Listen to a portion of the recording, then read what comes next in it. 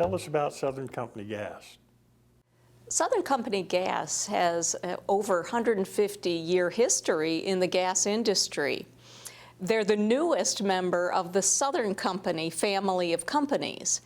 And Southern Company Gas has all of the aspects of a gas company that we all know: wholesale, storage, and is, in addition, distribution companies. We have companies in 4 states with about 4.2 million customers.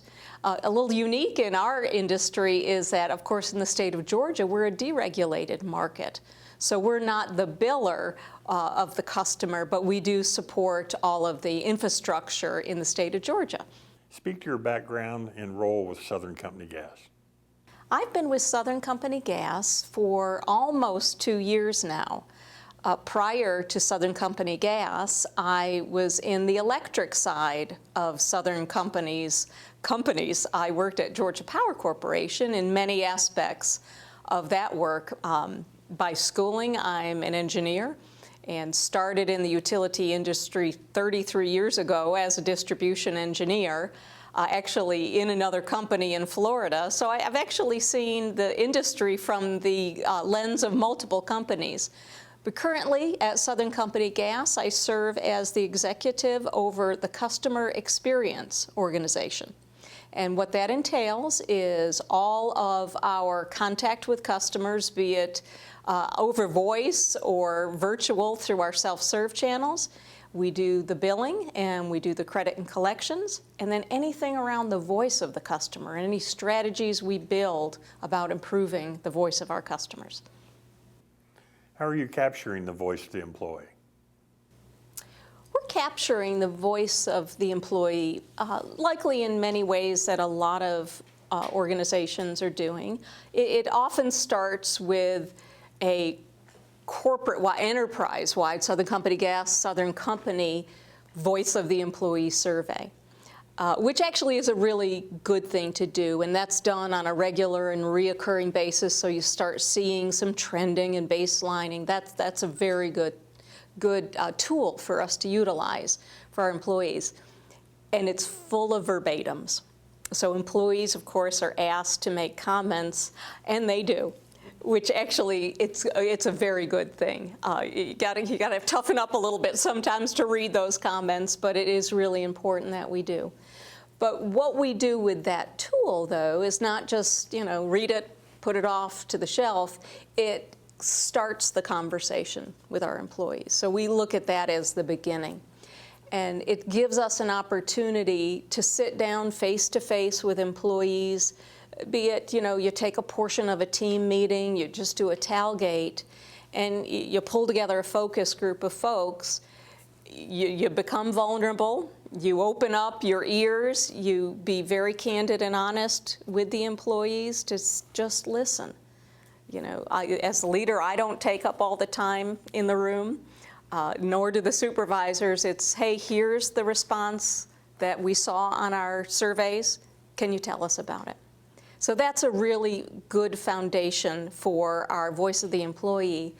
But in addition, you've got to have additional ways.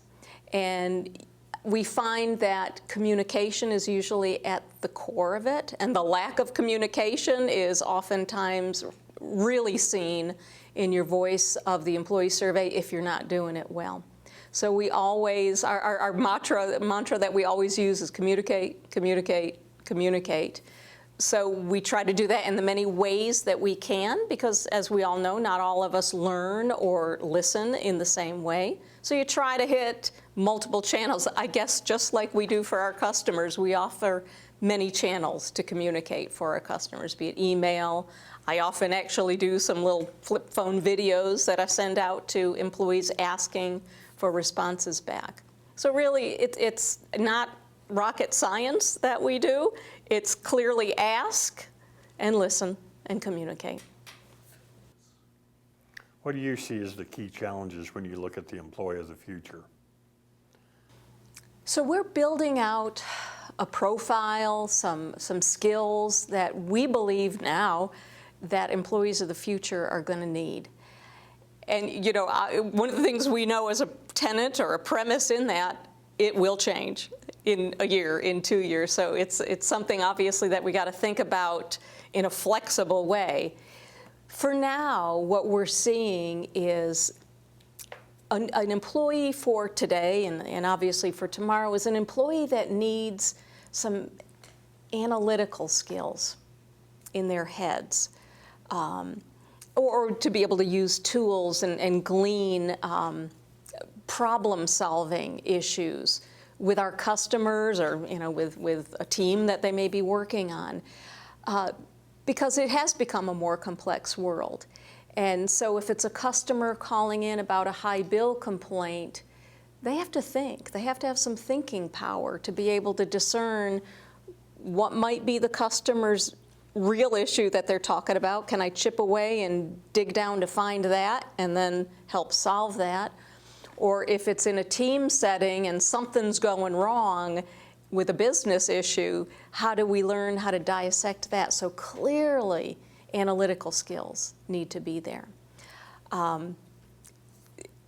Nimbleness with technology is an absolute for any new employee that we hire. Now we think naturally, well, if we hire millennials, they're digital natives, and that is in part true, but we just don't always hire millennials. So we put them into environments where we have some sophisticated tools, we have some antiquated tools, so you've actually got to be able to adapt to either of the technologies. I find that's actually kind of the most interesting one.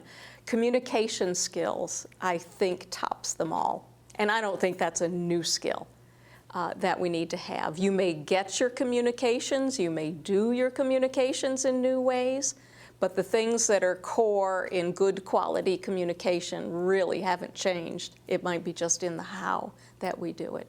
So that's what I would think about is analytical skills, problem solving, troubleshooting, and communication skills. So at Southern Company Gas, we established our customer strategies along with the people strategy because we felt that you just can't do either of them alone. They are just so tied together.